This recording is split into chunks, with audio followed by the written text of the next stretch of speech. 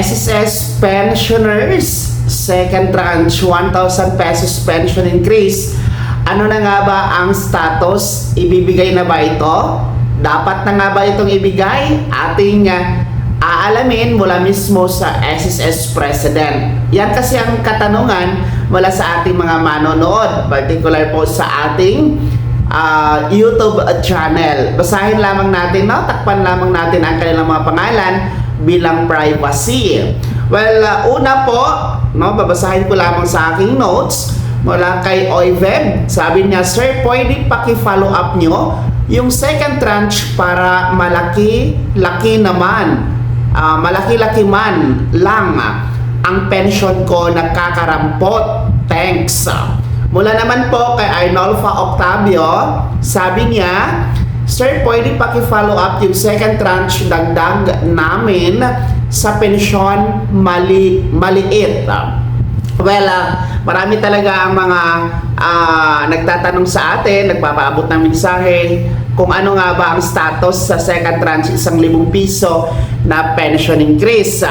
Ang tinutukoy po nila na pension increase na second tranche, ito po yung karungtong mga kablags, no? Sa unang tranche na binigay na 1,000 piso noong 2017. Last term pa ito o last administration pa ito ni Pangulong Rodrigo Duterte. Kung inyo pong natatandaan, nagpatupad noon, inuutos noon ni Presidente Duterte na magpatupad ang SSS ng 2,000 piso na dagdag pensyon.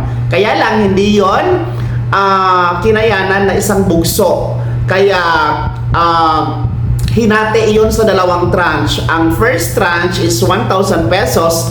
Last 2017, binigay. So, meron tayong second tranche na balanse na 1,000 piso para makumpleto yung 2,000 piso na inuutos noon ni Pangulong Duterte. Kaya lang, no, ayon po sa ulat ng Philippine Information Agency and Philippine Inquirer, no, ang nasabing second tranche 1,000 piso ay naubusan ng pondo, no, hindi na naipatupad dahil sa kawalan ng pondo. Kaya nga hanggang bumaba na si dating Pangulong Duterte ay hindi ito naisakatuparan at naipatupad. Sa panahon natin ngayon, nasa administration na tayo ni Marcos Jr., hindi po yan matutupad at maipapatupad. Kasi nga, ang kanyang administrasyon, ang kanyang pinatupad ay yung SSS pension increase na 3 years pension increase program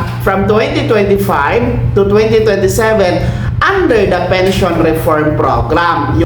Yung 10% pension increase for retiree and disability and 5% pension increase for survivor pensioners, which is naganap na nga ang unang round noong September 2025 and second round ngayong June 2026 and third and final round ngayong September 2027. Bago po bababa sa pwesto, no?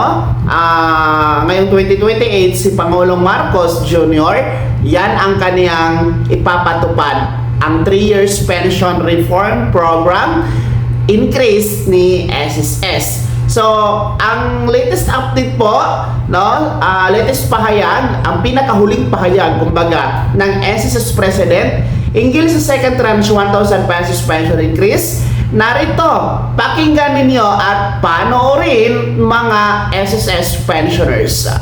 During the last administration, nagbigay ng increase ng 1,000 pesos the former president. And ang impact nito sa fund life ng SSS, biglang naging up to 2032 na lang at that stage. So, 14 years na lang ho ang buhay ng fund life ng SSS.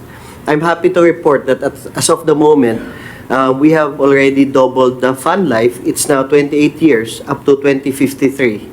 But then, actuarial ho kasi ito eh.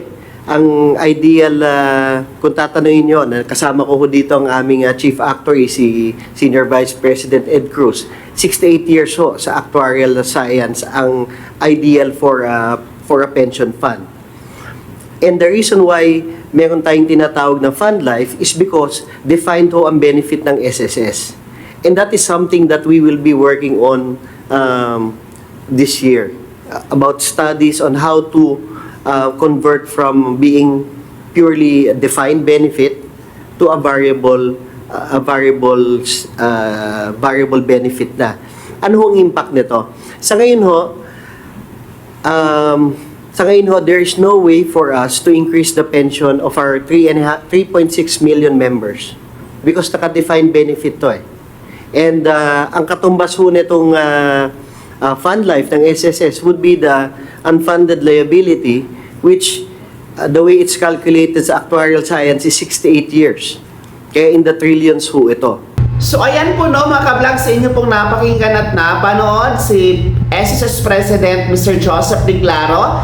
Klarong-klaro po ang kanyang pahayag na hindi po kakayanin sa pondo ng SSS ang pagbibigay ng 1,000 piso second tranche pension increase, no? Dahil bago lang tayo naka-recover, bago lang po tumaas ang lifespan ni SSS dahil nga po doon sa epekto sa unang tranche na pinatupad last 2017, bumaba po ang lifespan o buhay ni SSS.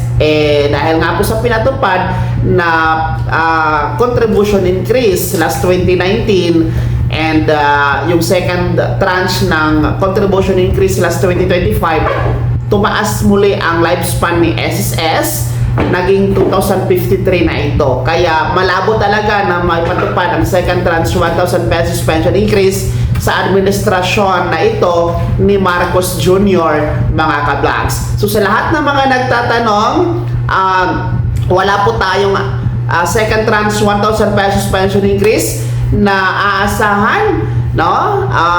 Let's say sa next administration, no, sa susunod na administration after Pangulong Marcos Jr., kung mabubuhay ba muli ang second tranche 1,000 pesos pension increase. Kaya naman, mga pensyonado ng SSS, ang inyong komento at reaction sa balitang ito, kayo ba ay umaasa pa rin sa susunod na administrasyon na maipatupad pa ang 1,000 piso na second tranche pension increase? Ibahagi niyo po sa comment section na nasa baba. Maraming salamat sa pagtutok. God bless. Mag-ingat mga ka-vlogs.